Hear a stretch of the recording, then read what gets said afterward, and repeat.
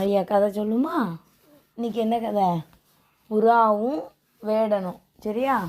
ஒரு ஊரில் ஒரு பெரிய காடு இருந்துச்சான் தம்பி. காட்டில் என்னெல்லாம் இருக்கும்? புலி, சிங்கம், கரடி, யானை, வரி குதிரை, புறா, மயில், அப்படி நிறையா இருக்கும். என்ன? அப்போ அந்த வேடன் என்ன செய்வார்? வேடன் எப்பவும் என்ன செய்வாங்க? பறவை, விலங்கு எல்லாத்தையும் வேட்டையாடுவாங்கள்ல. அவர் கையில் அம்பு வச்சுருக்காரு. அந்த வேடன் வந்து ஒரு வலையையும் ரெடி பண்ணி, ஆமாம், ஹண்டர்னா வேடன். சரியா?